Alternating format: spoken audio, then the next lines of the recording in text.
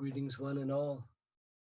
Super Thursday mornings here from my humble studio in Elon Moreh, Shechem, place where Abraham, our forefather, first entered the Jewish people in the times of Joshua, first entered. So it's an honor to be with you here today. Today, our important topic is I must listen before Xmas. Hanukkah seems to always fall out on around the time of Xmas. Is that just bad luck for Hanukkah, or is there something more spiritual? Is there a message behind? Now, let me say a few things before we start our important lesson. To me, as a simple Jew, I'm not, I do have some previous generations, I do have some Hasidic blood, what they call, but I was not raised with anything like that. So this, for me, was a fascinating subject, and I hope, with God's help, it will be fascinating for you. It really opened up my eyes to a lot of things, and it's very important as we enter this coming evening, December 25th. Number two, I'm not going to say most of the sources, who they are. I have them with me, of course, but just because this is one of these home videos, it's not like I'm at the Holy Apple on the Holy Hilltop where we have more professional equipment.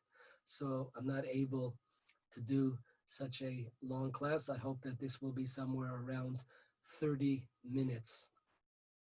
Number three, keep in mind, I understand and I realize and I've learned also that there is much dispute on the fact that December 25th is the birth of Yeshu, birth of JC. I understand that. I realize that. I'm going on the pretext what the simple people, the masses, believe. And that's also important. There's an expression in the Talmud, go outside and see what the nation says. So there's something to it. I'm not going to get into how this evoked this 25th of December. It's not the realm of this class. Just for the believers in the Christian world, it's good enough. And there's a lot to it. So remember that. I understand you don't have to write, well, he wasn't really born. Okay, I know that. But as I said. Okay, with that in mind,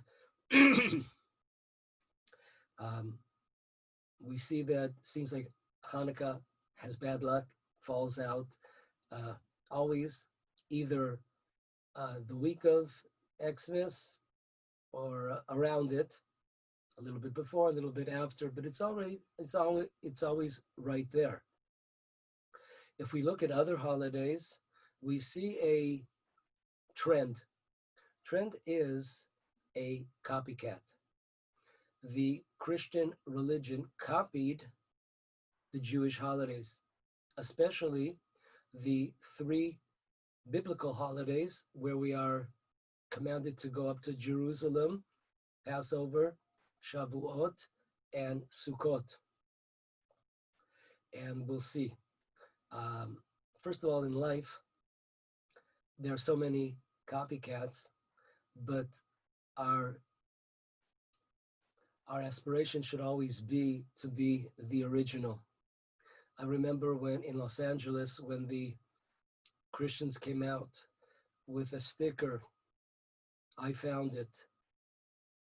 And then the Jews responded, we never lost it.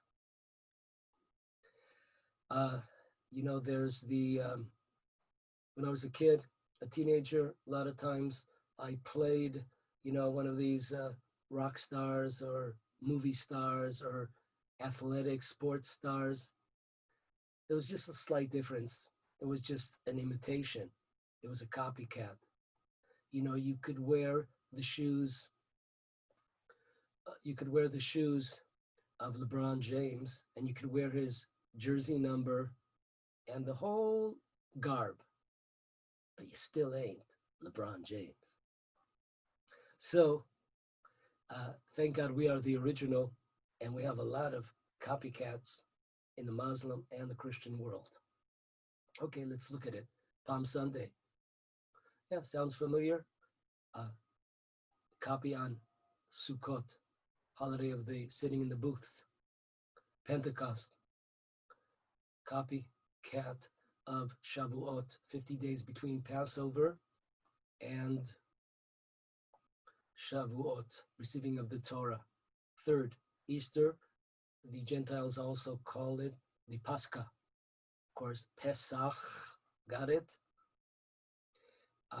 And last but not least, very interesting, Hanukkah, both on the 25th, both 8 days. Hanukkah clear. If you're thinking Xmas, 8 days. Yeah, that actually is, because you have the first day on the 25th, and if you do the math, you don't need a calculator.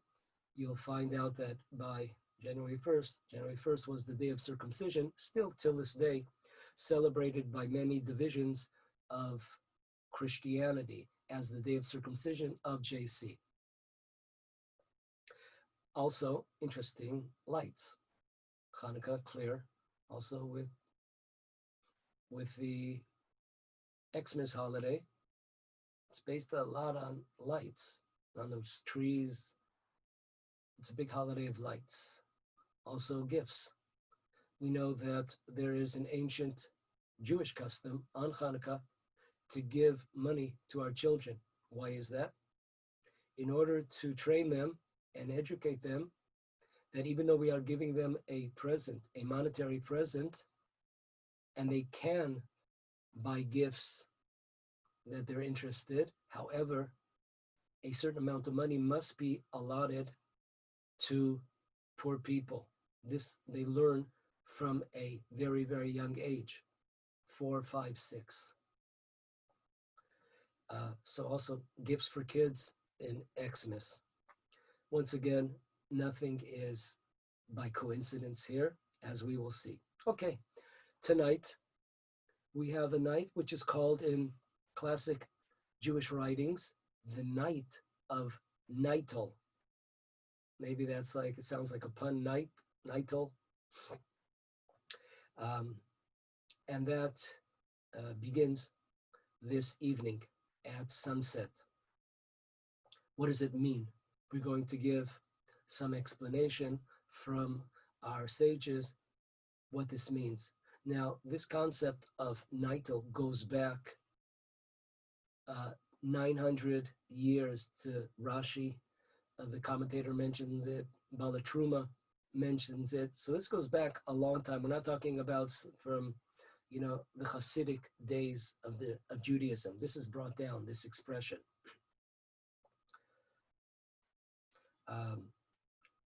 So one explanation of what the word Nitel means comes from the Greek Latin word natal, birth.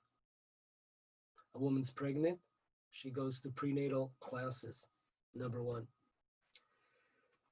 Number two, natal comes from the Hebrew word nital. JC, this was the day, December 25th, that he was removed from the world. Removed? I thought he was born. There are sources amongst our sages that do bring down various proofs that JC was crucified on this day.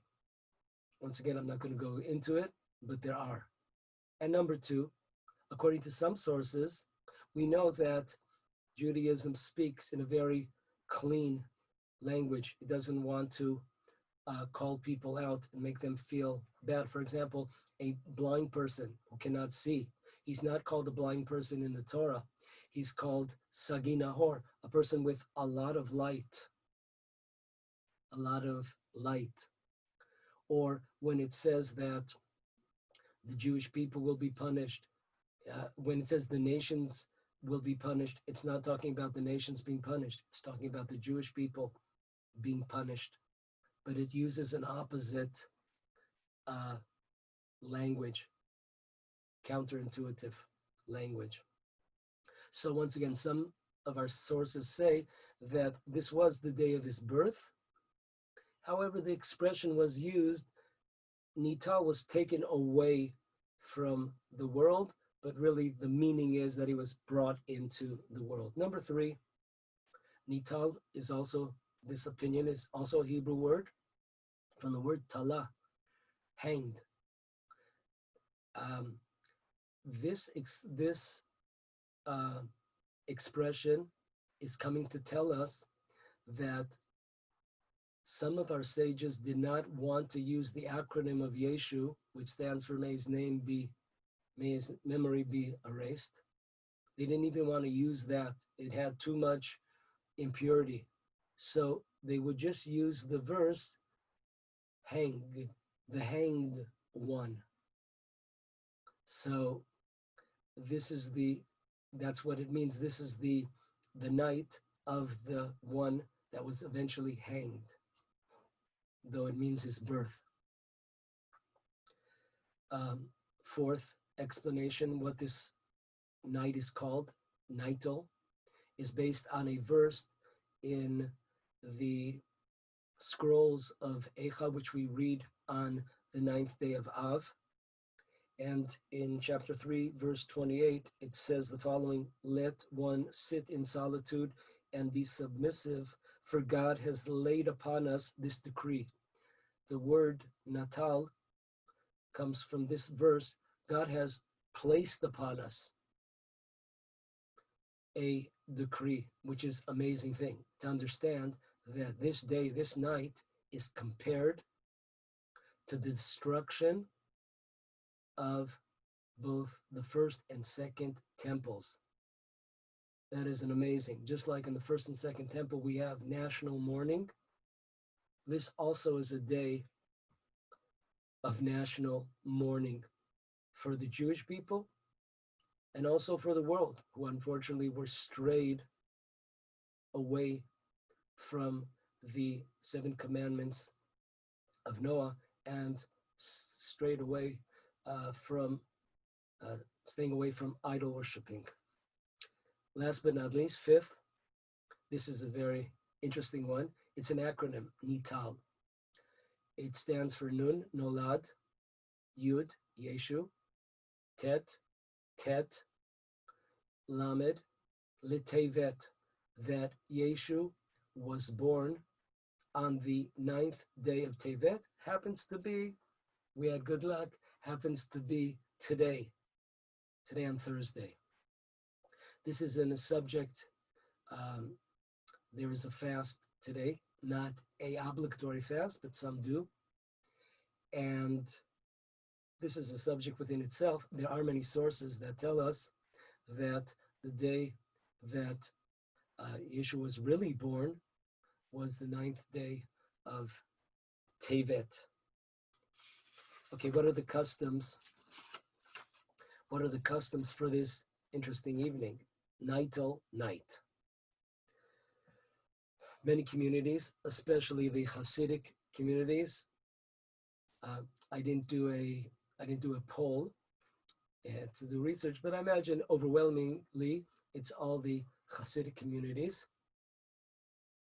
They stop learning around the time of sunset, some 90 minutes after sunset. They stop learning and they do other things. We'll get into that later, what they do, but they do not learn till midnight. At midnight, they begin to learn. Number 2, this prohibition, which we'll call it, is includes even ethical books. Why? Because ethical books, Musar books, include various verses from the Torah and also verses from the Talmud. So if you're not supposed to be learning, even though you're learning ethical ideas, you're still quoting a lot of verses. So this would also be out. So what do they do instead? There are many things that have been written about what is done. I'll just mention two or three. Many spend these hours learning, reading up on stories about righteous men and women throughout our generations. Some great giants, Torah giants, use this time to read up on nature, maybe National Geographic, geography, language, science, um, making sure the books of their congregation were in order. A lot of different things that were done during this time. Now, what about ceasing learning in the land of Israel? According to the Lubavitcher Rebbe, he writes that this was not prevalent, this custom was not prevalent in the land of Israel. And he brings a simple reason for that. Because who ruled for most of history, who ruled over the land of Israel? It was ruled by Muslims. And therefore, this night of the 25th, the power of impurity stems from the world of Christianity. So Israel, the land of Israel, was under the auspices of the Muslims. It did not have to cease learning. That's number one. The question and answer book, Be'er Sarim, he explains that it's not only because the Muslims ruled here, it's much deeper than that. It's because of the fact that, as Nachmanides write, that the land of Israel is under the auspices only of God, whereas outside the land of Israel, this has been given over to ministerial angels. So therefore, the land of Israel, as the Torah tells us, is under the guidance and supervision from the beginning of the year to the end of the year of God himself. There was no spiritual danger, as we'll see later what that means, to learn Torah this night. This was also seconded by the Chazon Ish, who of course lived in Bnei Brak, and also many, many other great sages. Question we should all be asking is that it seems kind of counterintuitive that we know that if there was a lack of learning on the part of the Jewish people, then we should up it. We should turn on the heat and excel in learning. Or if we were slack in prayer, become stronger in prayer.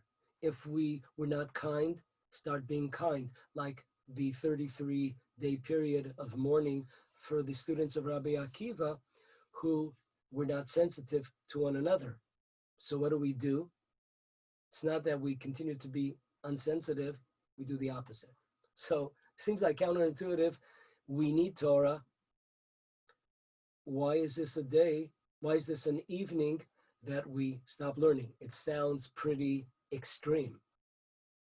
So here's some of the reasons why. Open up your hearts. Very interesting. Number one, we know that Mordechai made a shocking decree. It was shocking for the Jewish people and shocking for the heavens. Mordechai decided that because the Jewish people were in danger of being annihilated, though there was a whole year left to go till that decree would come into fruition, Mordechai doesn't wait for a different day. He decrees a 3-day fast, includes the first day of Passover. That means no eating of matzah, the unleavened bread. That is a Torah commandment and was uprooted by Mordechai. So the same idea here. On this evening, there's so much impurity and pollution in the world that something extreme has to be done. We can't continue to go on just like that. So there were Torah greats that prohibited the learning of Torah on this evening in order to shake up us, the Jewish people, to understand what a toilet bowl our world has come to.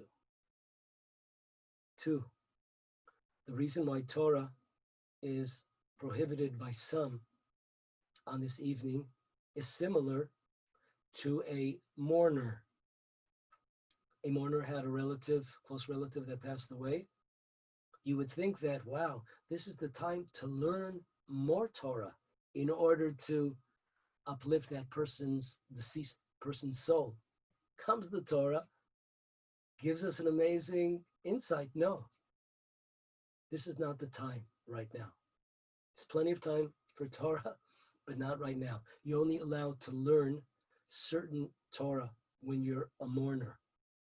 Laws of being a mourner, and a few other things, not the point, not the subject this evening.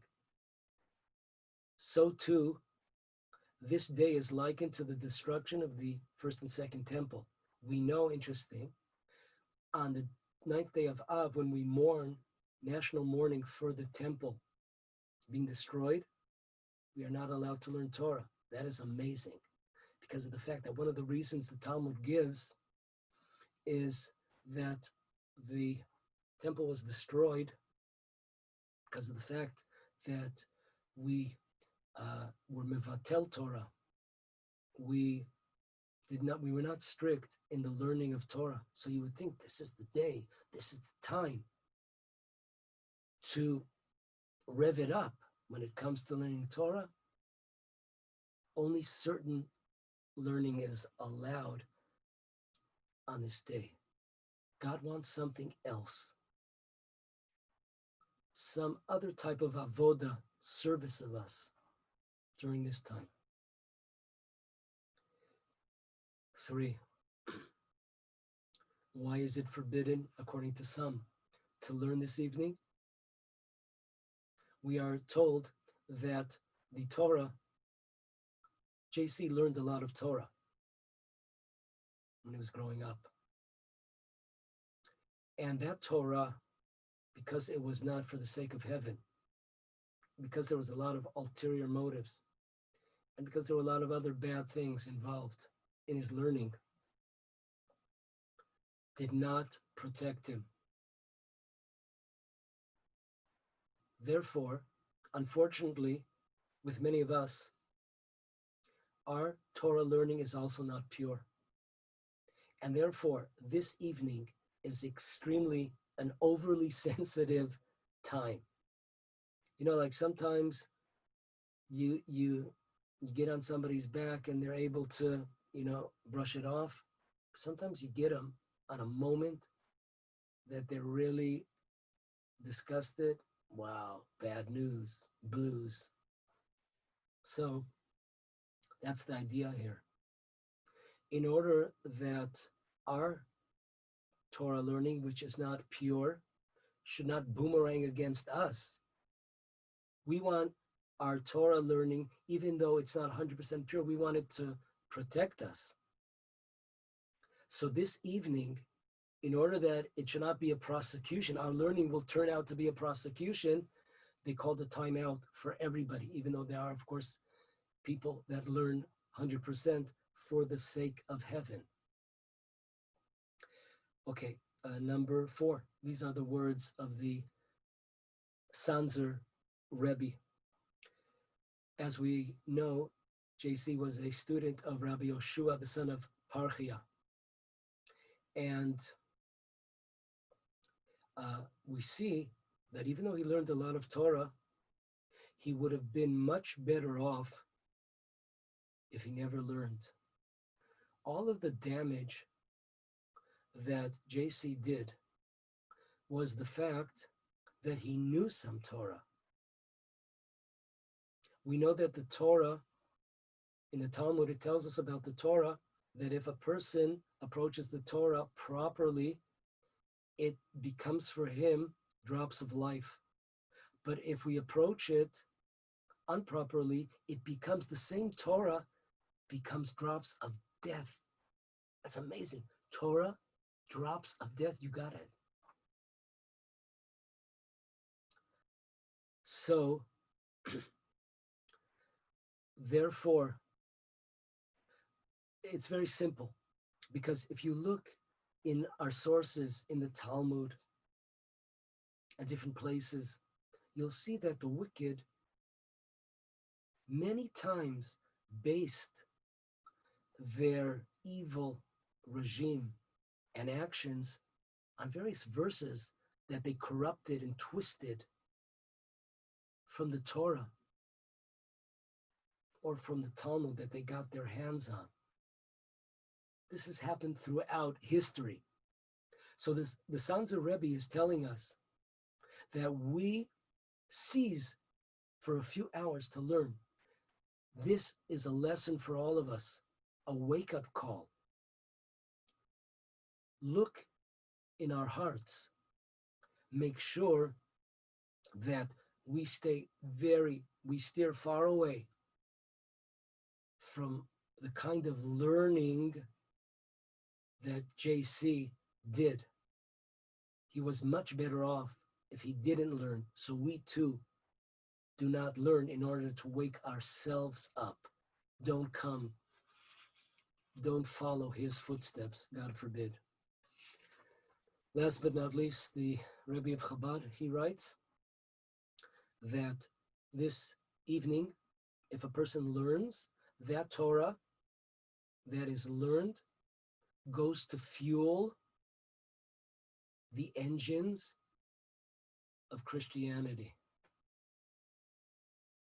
The Torah that is learned, once again, this is a lot of deep spiritual stuff going on over here. When we have Torah that's not on target, it gives the other side, the side of the impurity, the evil side, it gives them strength, and they're able to corrupt our Torah. I'll give a simple example. Today, people are so happy and thrilled with ArtScroll, and they have done, a tremendous job of making Torah available for people all over the world in different languages. That's for sure. But everything has a coin has two sides, and there's been a tremendous amount of damage because there has been a lot of Gentiles that have it now in their language, and they're able to manipulate Jews and bring them in to their fold, their false God fold, only because of the fact that these new followers are even more ignorant than they are. But it all stems from the fact that they are able to get their hands on various Torah materials, and they take that to give strength and proofs to their false God. That's why we cease learning. Any learning, according to the Lubavitcher Rebbe this evening, at the beginning of the evening, till midnight, as we said, gives strength to the impure side. Xmas and Hanukkah falling at the same time of the year, of course, it's not a coincidence, but we have an amazing piece by the holy Shem Mishmuel book. The year was 104 years ago. This was written on the sixth night of Hanukkah. It tells us an amazing thing. It says in the Talmud that the Greeks, the Syrian Greeks, were successful during this historical period of Hanukkah 162, 165.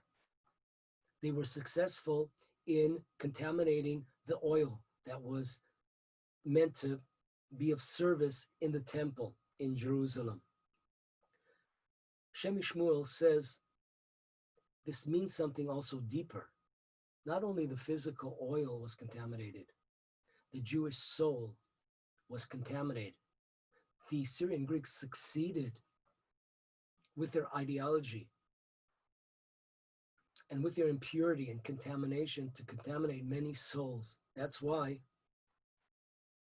for the first time, we see a concept of Jews acting like Gentiles. We don't have in Egypt, certain issues, they might have begun to act like Egyptians, but it was very minute. But here we have an entire movement of Hellenists. So he brings a proof, an amazing proof. In the beginning of the tractate of Ketubot, it says that there's a discussion whether women have to give their lives if there's a decree for them to have relations with various government and army officials. And the first answer of the Talmud is that they don't have to give up their lives because they don't really have a choice, and they despise this, but they don't have a choice. So nobody's asking you. You know, if like the police break into your house and arrest you, you really have a choice. They didn't ask you if you'd like to come along. But then Talmud says not such an easy answer, because there were women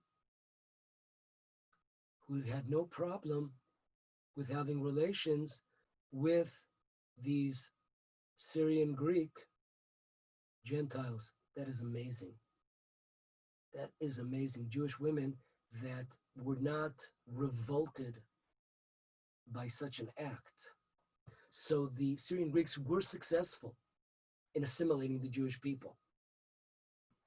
However, the Shem Shmuel says, we know that when you have a pot and it starts boiling, eventually it boils over. So too, the Shem Shmuel writes, this impurity was going on for 160 some years till the coming of JC. But then it spilled over. What does that mean? Who did it spill over to? At the time of Hanukkah, the victory of the Maccabees over the Syrian Greeks was not a victory only for that period of history. We know that that continues throughout history. And therefore, during the period where JC came into the world, that pot overflowed. That means that JC was excommunicated from Israel. That means that all that impurity and contamination that had been successful in penetrating the Jewish soul now only concentrated on JC and his followers for generations and generations and generations. So therefore, Shem Shmuel concludes that every year, around the same time of Hanukkah, we have Xmas. And that is the lesson, because the defeat of the Syrian Greeks in the time of Hanukkah was the fall of JC, was the excommunication, the separation. Israel and the Christian world. They took the rubbish, they took the contamination, the impurity, and the Jewish people continued on their way. It took a while till that pot boiled over, but it did occur. Every year we celebrate that separation, that victory. So the Shem MiShmuel says in his last line that in order to show that there is no connection between us and JC and the Christian world, we separate ourselves. We abstain from learning Torah. We abstain from learning Torah. There is no connection for half of a night. Just separate ourselves from them.